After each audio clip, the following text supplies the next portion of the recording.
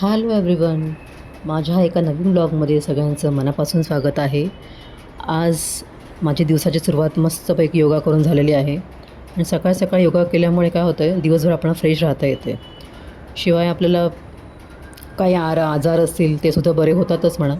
मी गेली जवळजवळ 15 वर्ष योगा करते आणि मला त्याचे भरपूर फायदे झालेले आहेत. तर सगळ्यांनी नियमितपणे योगा करा आणि हे अँटी एजिंग तर आहेच, त्यामुळे माझं सुद्धा वय एवढं दिसत नाही आहे असं मी नाही, सगळेजणं म्हणतात म्हणून मी सुद्धा म्हणते. तर आपल्याला बऱ्यापैकी योगाने फायदे होतात, त्यामुळे सगळ्यांनी खरंच योगा करायला हवं.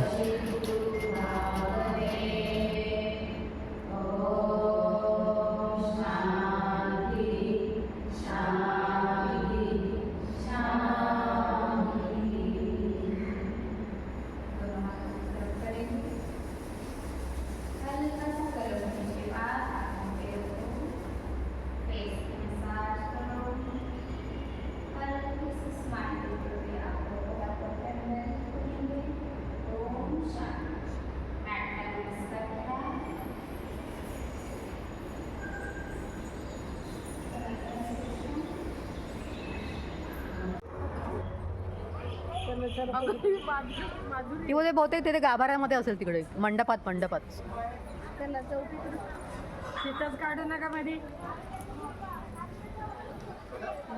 आम्ही सगळ्या मैत्रिणी आज आलो आहे थेऊरला बाप्पाच्या दर्शनाला.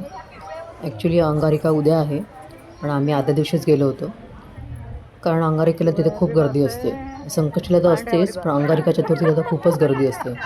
म्हणून सगळ्यांनी ठरवलं की आपण आदल्या दिवशीच जाऊ, आपल्याला छान दर्शन होईल म्हणून. आणि आम्हाला खूप छान दर्शन पण झालं. चालेल.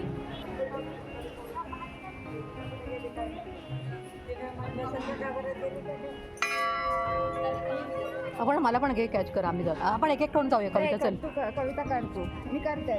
हां तू कर, आम्हाला एक एकाला कॅच कर. मला पण कॅच कर. आता काउंट्री मी ना परत चालूच आहे ना.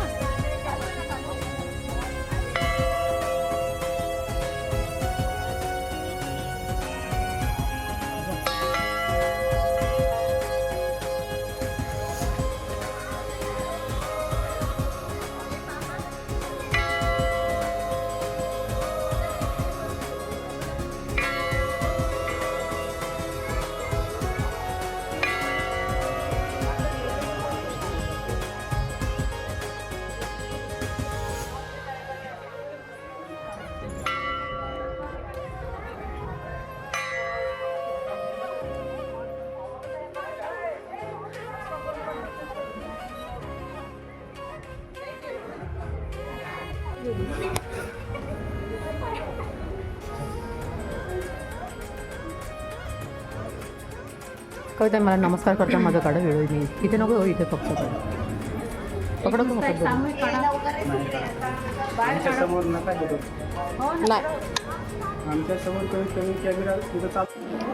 दर्शन झाल्यानंतर आम्ही मग तिथे प्रसाद घ्यायला गेलो. इथे नेहमी खूप छान जेवण असतं आणि मिनिमम पैशामध्ये असतं ते, आणि खूप तृप्त होतं हे जेवण जेवून.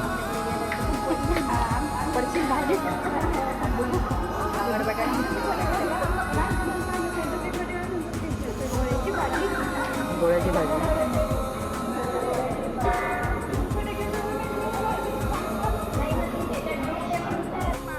नंतर सुरू झालं फोटो सेशन, आपलं नेहमीच आवडीचं काम.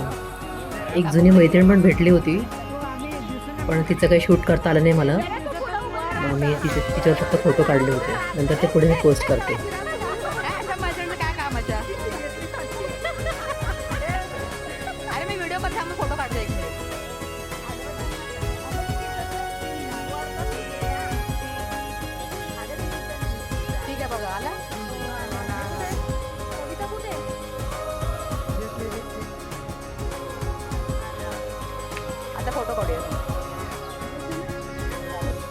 नंतर आम्ही घरी जायला निघालो आणि रिक्षाची वाट बघत बसलो.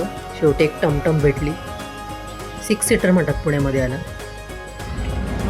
चला भेटू पुढच्या ब्लॉगमध्ये. तोपर्यंत तुम्ही श्री चिंतामणीचं दर्शन घ्या आणि असंच स्वस्त राहा, मजेत राहा आणि काळजी घ्या स्वतःची. बाय.